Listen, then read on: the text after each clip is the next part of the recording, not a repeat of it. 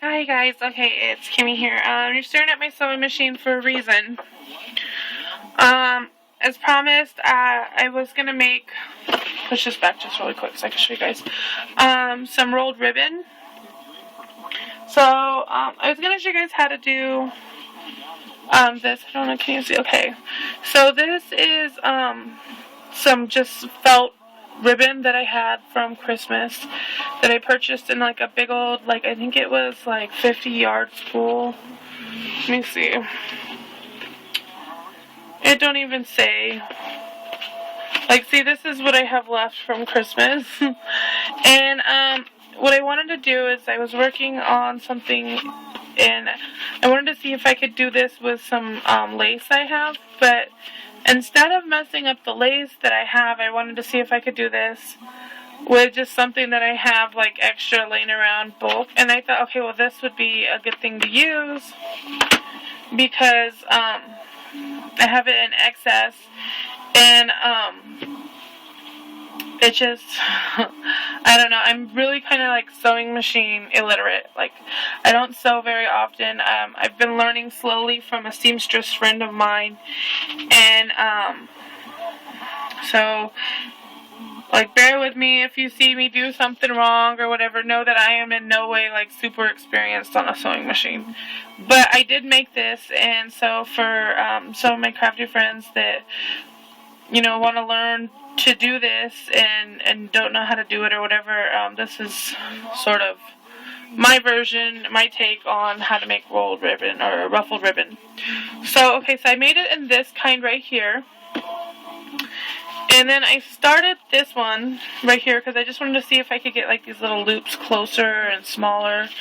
And I didn't finish. I just figured this could be like, you know, perfect size for a scrapbook layout. And I did use white thread. Like I said, this wasn't like a really important project that I thought it was necessary for everything to coordinate, like the thread underneath, especially since like this one I use white thread underneath also, but I put like a bling strip over the thread so you can't even see the fact that I used white thread. And I figured I'd do the same with this one right here, or put something like some pearls or something over the white thread. And I just sewed those on with like a simple like stitch, you know, but I used black thread to kind of hide it in the bling mesh, I guess. So anyways, I made these two, and then I made, if I can remember where I put them, oh, over here, sorry guys. Okay, so, for starters, people who's never really done this before, I would recommend a good, like, inch wide, ribbon to start with. Okay, just to, you know,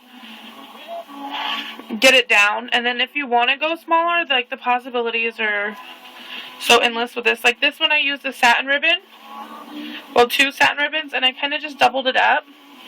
And so I did a cream on maroon satin ribbon and the 1 inch, and then I had like the 1/2 inch ribbon also, so I did that one. Then I figured I'd put some pearls or something down the center of this one. And then I did this one and this ribbon right here because this is the one I have a bunch left over of. And I just did it in just like the big box Ruffle, and I got some fabric. So, okay, this is what I'm going to teach you to do on the sewing machine today. And I was going to show you some examples. Like this is like to do the double ribbon. I thought this one, I pulled this one out because I want to do this today later after I do this video. But like it's just a baby pink ribbon. Like I don't know if you could see the fact that it's like baby pink really well. Like, I don't know, it still looks white, okay.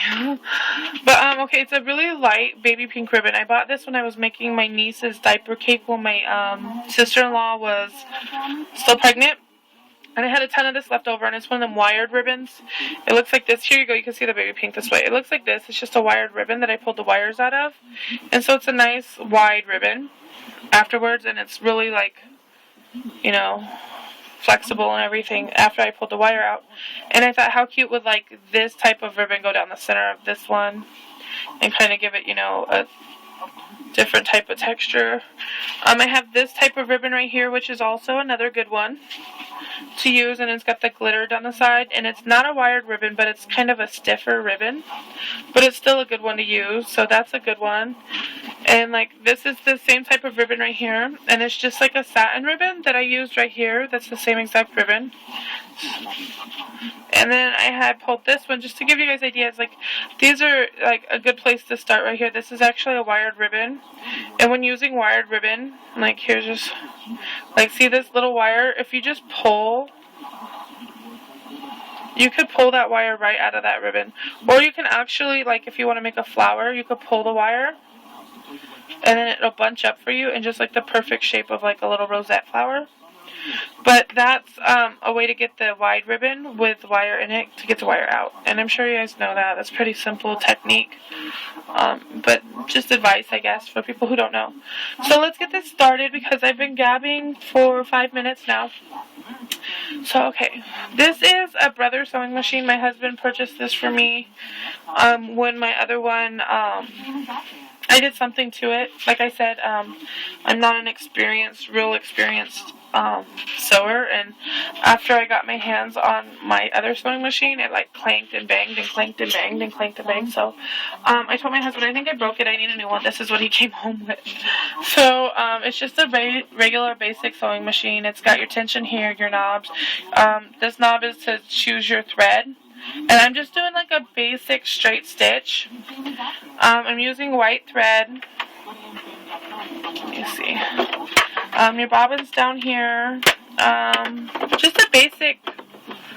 This is just a little attachment to make your base wider. Or you can pull it off and just use this little area right here. And that's what I was doing at first to get the smaller ruffles. I pull this off just because it seems to be easier for me. I pull about 1.5 yards off, maybe a little bit more than 1.5 yards, maybe 2 yards would be a good start, because when you fold it, it does shrink on you, like when you make the ruffles. So the first ruffle, I just kind of pinch it and bend it like that. Like, I don't know if you can, like, okay, see, I push it in like that, and then I pull the flap out like that.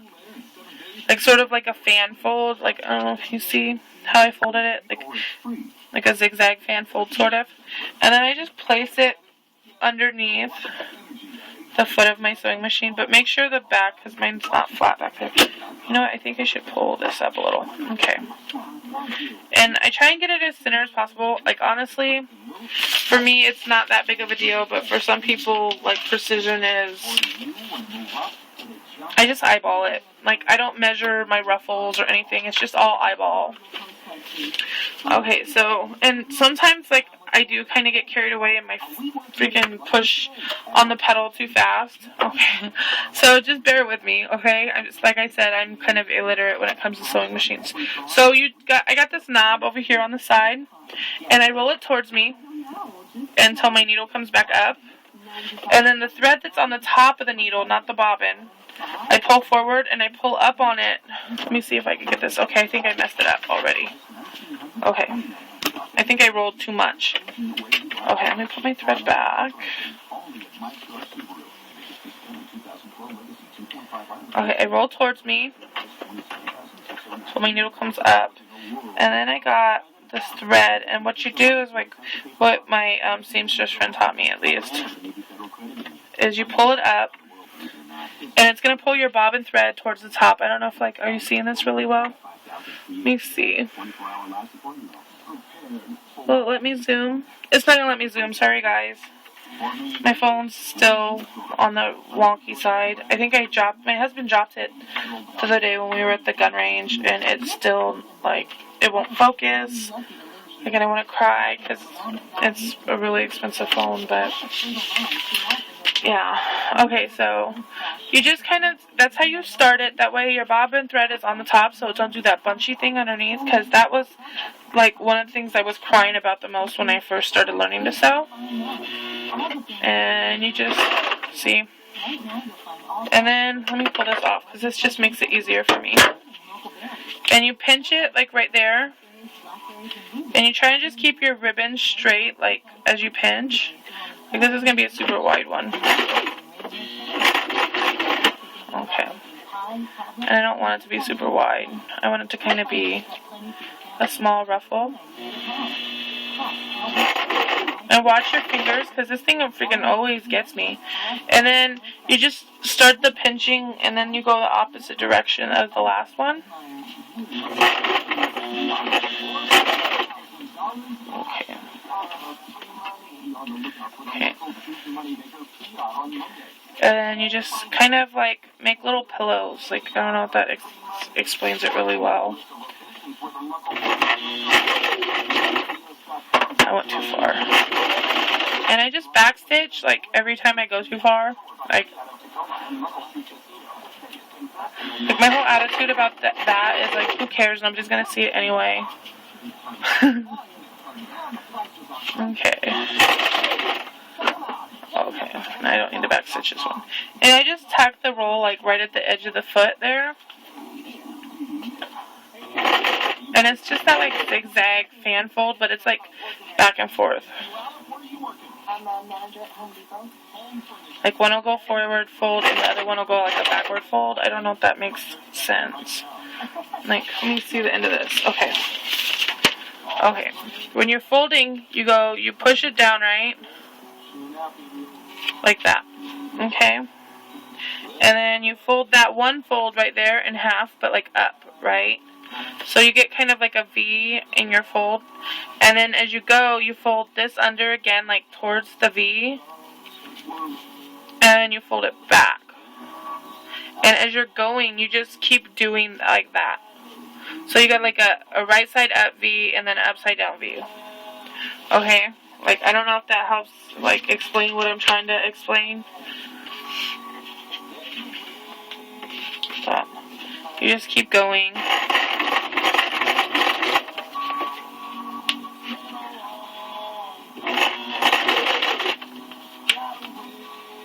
Like, I know if my aunt see me sewing right now, she'd be like bawling. I was so nervous about doing this tutorial for you guys because I told my sister before I started doing it, I was like, I'm so nervous that I'm gonna like look down in the sewing machine to make sure I'm doing something right. And I'm gonna sew my lip or my fingers together or something. See how I'm just like going back and forth? And that's how I make my ruffles. And I'm actually folding it kind of crooked. But, okay, here.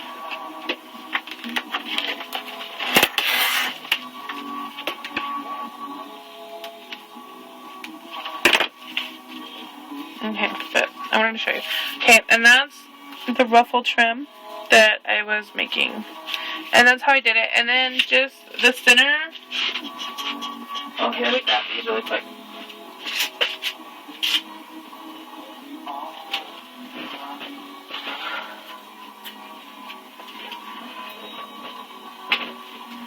Okay, the center of this one right here, and it was like, this is one I call like my center ribbon that I did.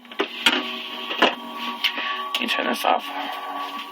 Okay, the center of this one here, I purchased this Bling Mesh, and I got this one I actually purchased from Saw Crafters on Zibbit,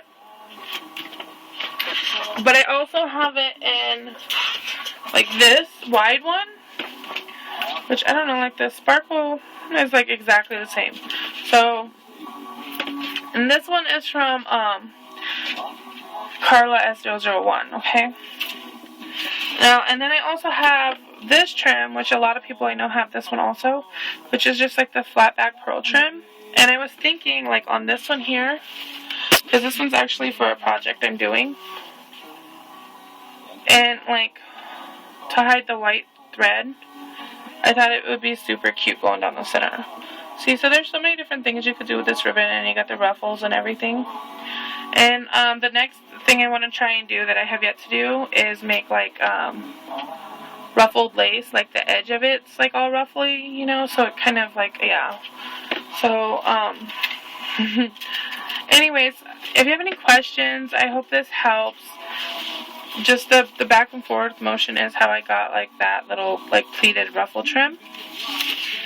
And I'll finish this one and show you guys the picture at the end of the video, what it looks like when I'm all done. Okay? Okay, see you guys in the next video. Hope this one helps. Toodles. Hi guys. So I finished making the ruffle trim here, and I even added some bling down the center, and I actually sewed it on with my sewing machine. And I didn't get like quite a straight stitch down the center of the bling. And what I realized, and I wanted to show you that like, I don't know if you could see where, like, I actually sewed through the bling. I don't know, it's kind of too shiny for me.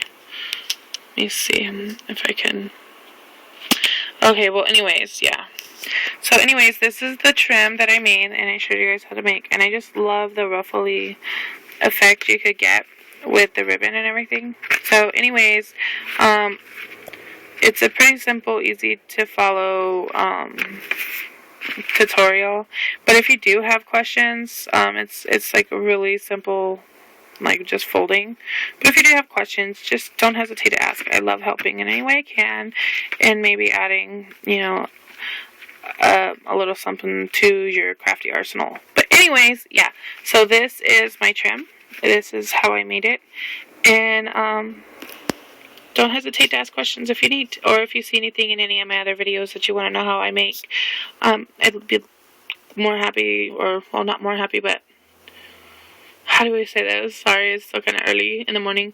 I'd be more than happy to do a tutorial for you, okay? Doodles, see you later.